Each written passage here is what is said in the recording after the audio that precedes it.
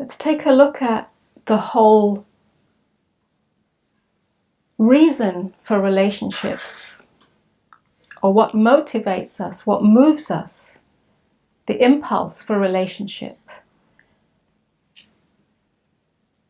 Because unless this primary impulse is exposed, then the true purpose of relationship can't really reveal itself. And this primary impulse is the seeking of fulfillment through relationship, the seeking of wholeness through relationship, the idea that someone special, a soulmate, the one, the perfect partner, and so on, will make you and your life complete and fulfilled.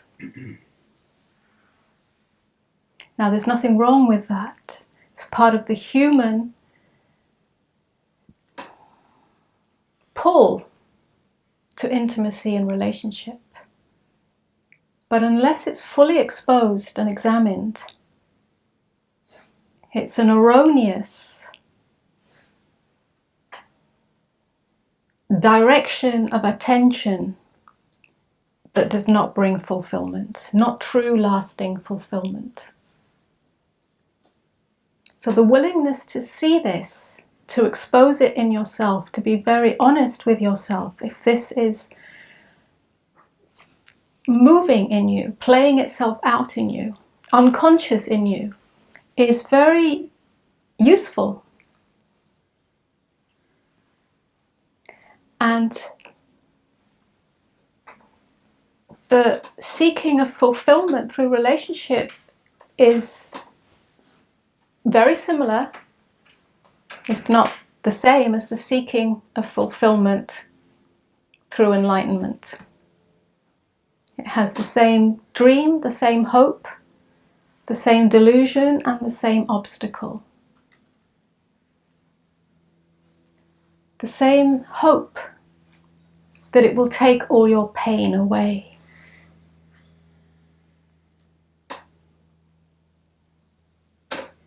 The same dream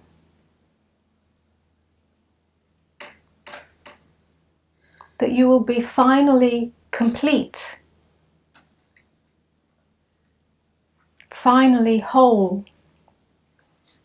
finally fulfilled. The same delusion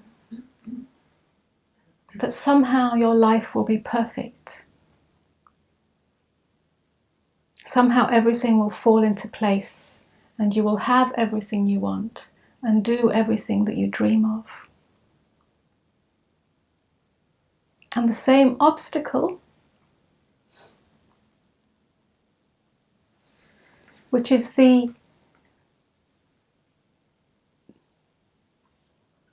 danger, if you like, of not integrating shadow energies.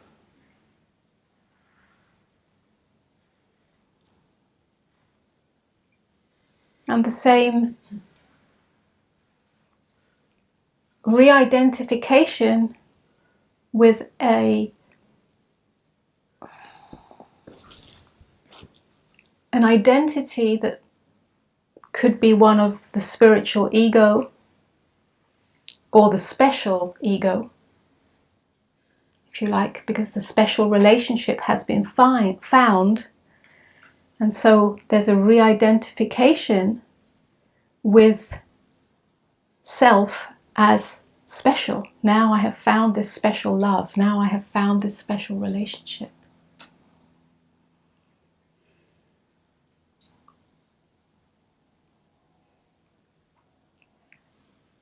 And the same seeking mechanism,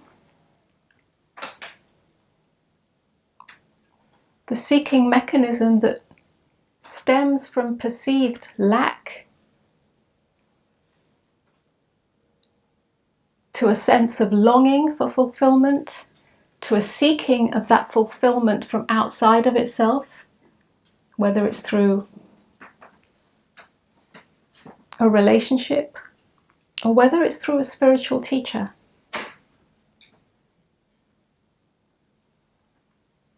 The temporary fulfillment that comes when you found that special relationship or found that special spiritual teacher or teaching, then the disillusionment when that doesn't last.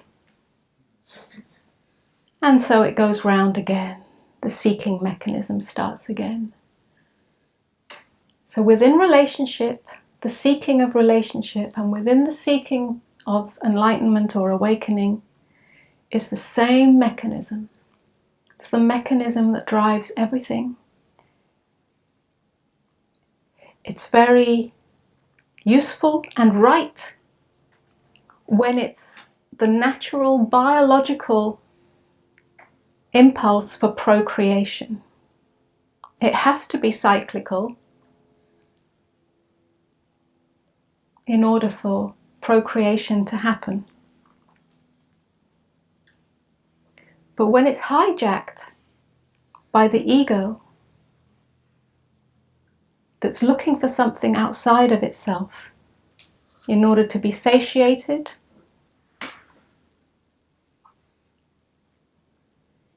elevated,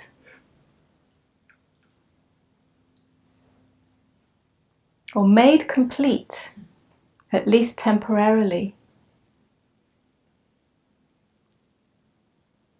then it becomes an error of our attention, unless it's fully exposed. When it moves unconsciously in this cyclical fashion within you, then it perpetuates the seeking and it perpetuates the suffering, whether it's in relationship or on the journey of awakening.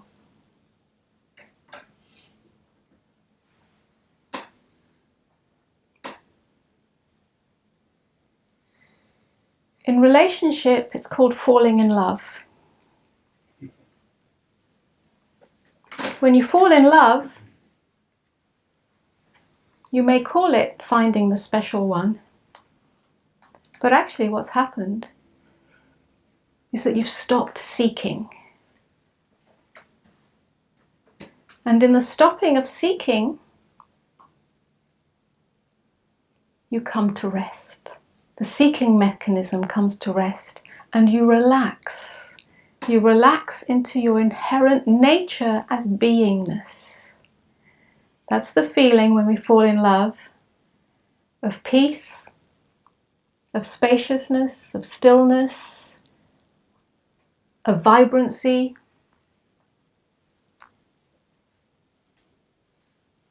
A sense that everything really is perfect as it is.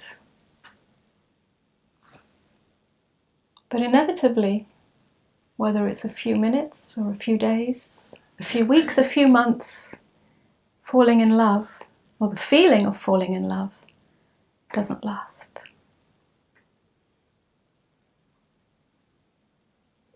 And so the dream of relationship becomes the drama of relationship.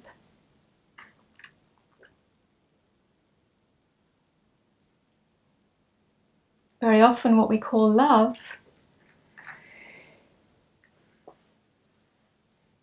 is the feeling of the other giving you what you want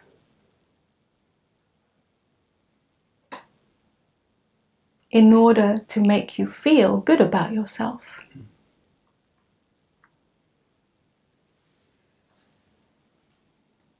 They give you what you want through the emotional interaction,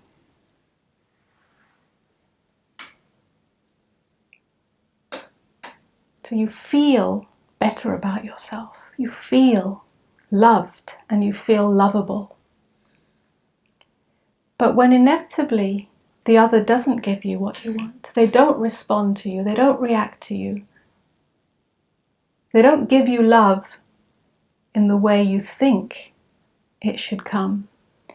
They don't give you love in the package that you have created an image out of in order to feel loved and lovable. As long as you feel loved and lovable, you would act towards the other in a loving way. That's what we call love. But that's not real love. When the other doesn't give you the picture of love that makes you feel good about yourself, that makes you feel loved and lovable, then you are likely not to act in such a loving way. And when I say act, I don't mean just your behavior, but your thoughts and your feelings.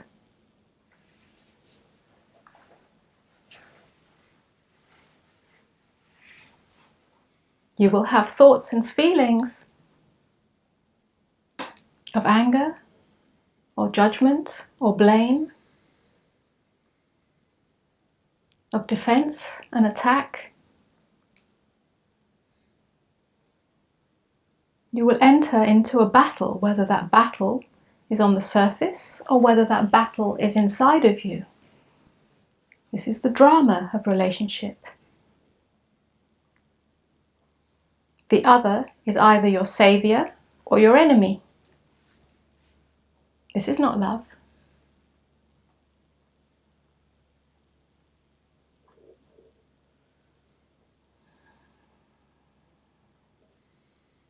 Some people call this passion. Other people call it the dance of relationship. Call it what you like, but it's a war. It's a war inside you.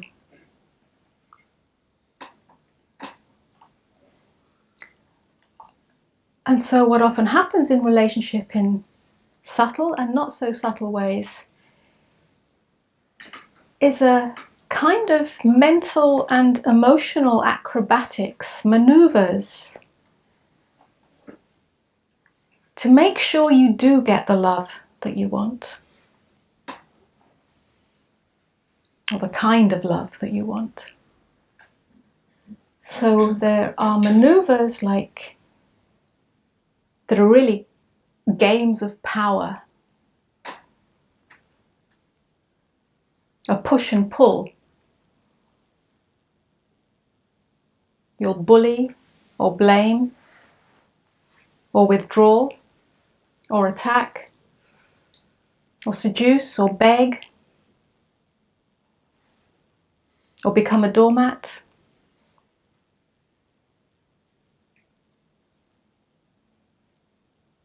And so on and so forth. In order to get what you think you want. This is not love. This is the war inside you. As long as the other is seen to have the capacity of either giving love or withdrawing love, then they will be your enemy.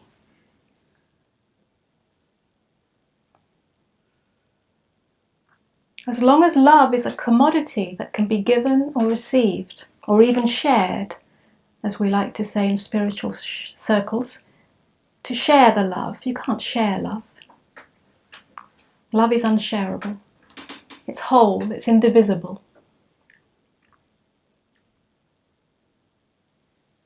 I have a friend who loves to share a hug with me. A hug is indivisible. You cannot share a hug.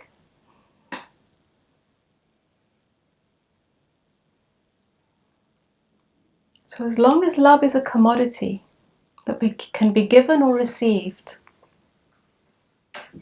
then it is not real love. It is the dream of love, the fantasy of love. And there is no real fulfillment in that. Real love has no enemy, has no opposite, cannot be divided, has no conditions. It's not dependent on your emotional demands. It's not dependent on conforming to the mental pictures of what love is. It's not dependent on what you like and don't like. It's not dependent on what makes you feel good, what makes you feel loved or lovable. Real love is free, unconditioned, untamable, uncontrollable, cannot be controlled.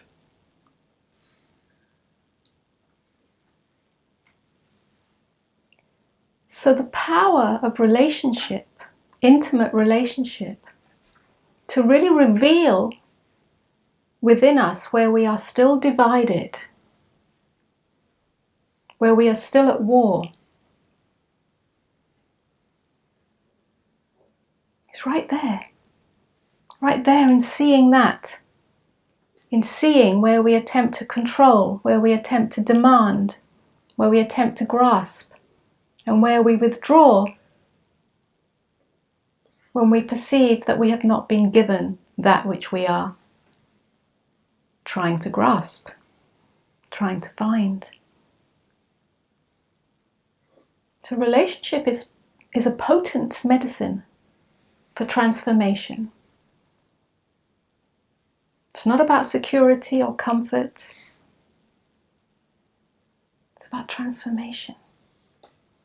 If you're willing to let go of all cherished ideas, all cherished notions of what relationship is and what relationship might give you. If you're willing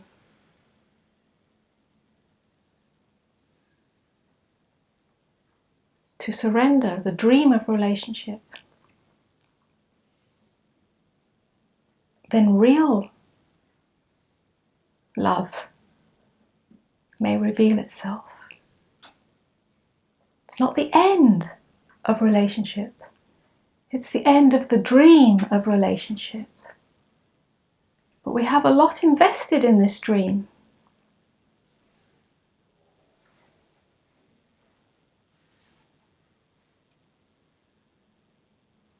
That's why relationship is a really good indicator of how embodied our awakening is.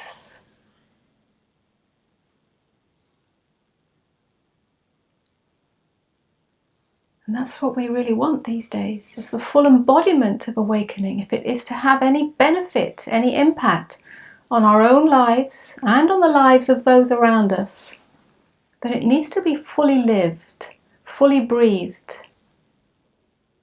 fully tasted. Not as a transcendent experience, not as a realization that I don't exist, the body is not real, and so on and so on. But the vulnerability and openness in inviting that awakeness into the shadowy recesses of our hearts, so that it can be a purifying force.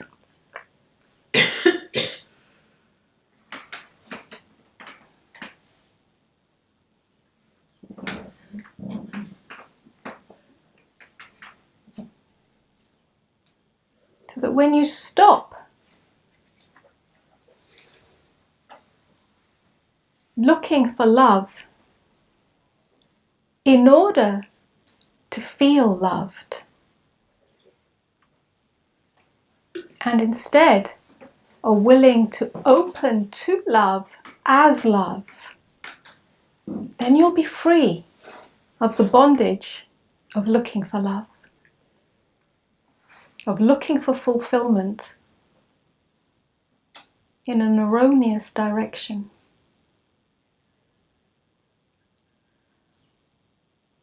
That arrow needs to be turned within. Before any relationship can truly reveal a love that knows no bounds. And yes, it can happen in relationship.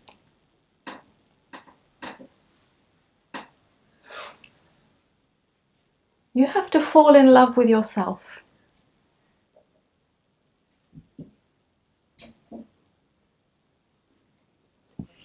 Not fall in love with yourself in terms of pampering yourself and giving yourself treats, which is how it's often thought of. Yeah, there's a lot of talk about self-love these days in personal development and new age circles. I need to love myself more. So then we buy more chocolate and go for a massage and such like. That's not the kind of self-love I'm talking about. You can do that as well. That's up to you. I'm talking about falling in love with your aloneness.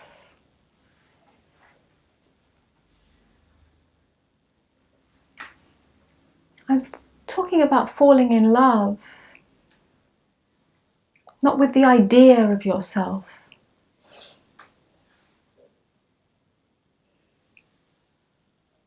but with the self that is not known, with the self that is unknowable. It's about being willing to meet your aloneness.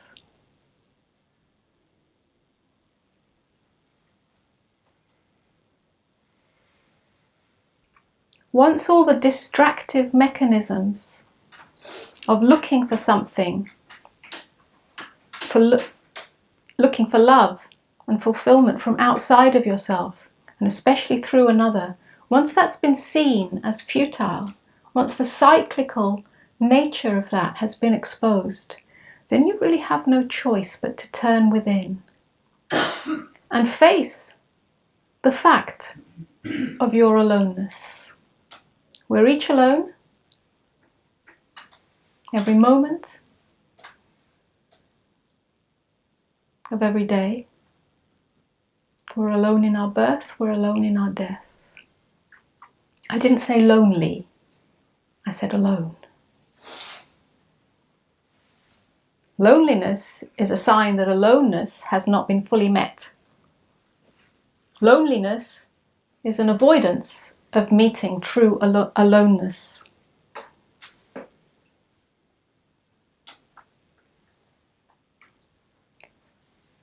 It's about being willing to meet the existential core of who you are.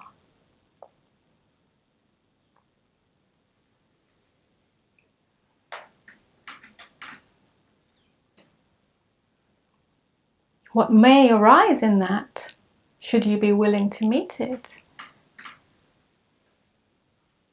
may be a sense of abandonment or a sense of desolation or a sense of barrenness. These are not to be feared, although there will be fear, but they're invitations.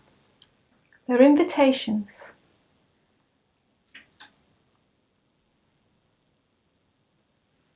They're an invitation for you to commune with that, to commune with what appears to be a void, an existential void.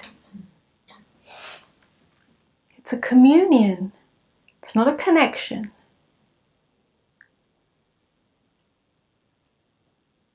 It's a communion in which you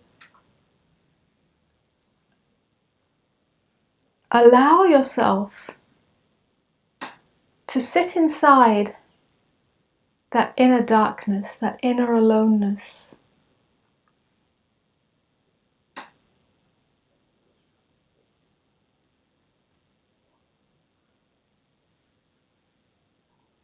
To sit inside it and allow it to seem to swallow you up. And to realize in that,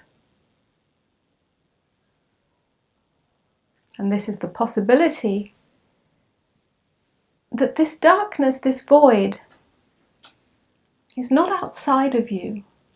You are not sitting in it. It is already in you as you. It's your true nature. It's your beingness.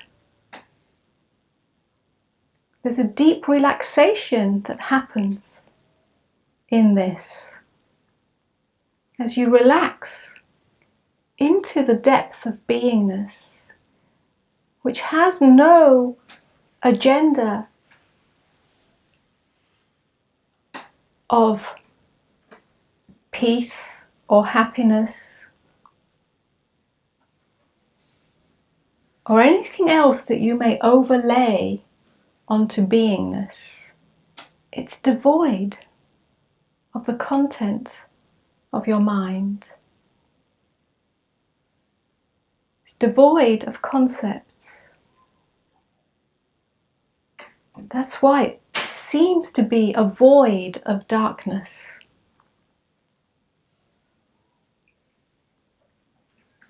If you fully relax into this, you will discover that you are not separate from anything at all.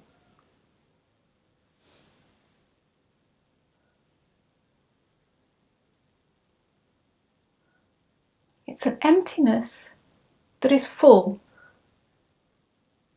It includes everything, but is not identified with the contents.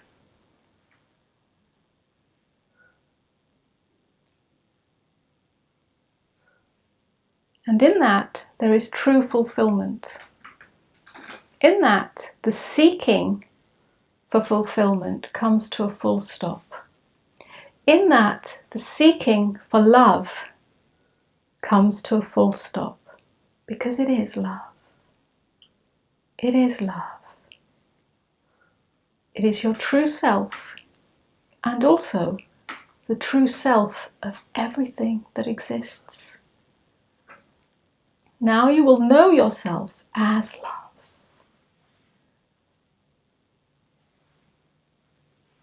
And although the seeking for relationship, the seeking for fulfillment through relationship will come to an end, that love that is who you are and what is in everything will continue to move through you unimpeded.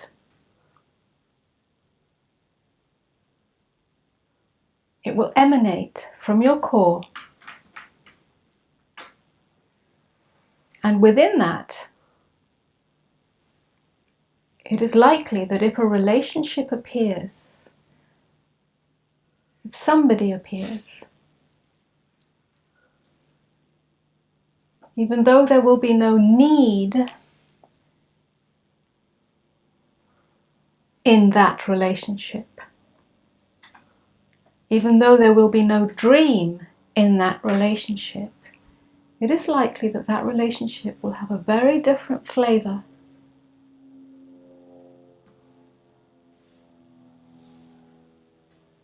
It'll be likely that that relationship will have no more war in it, no more battle, no more need.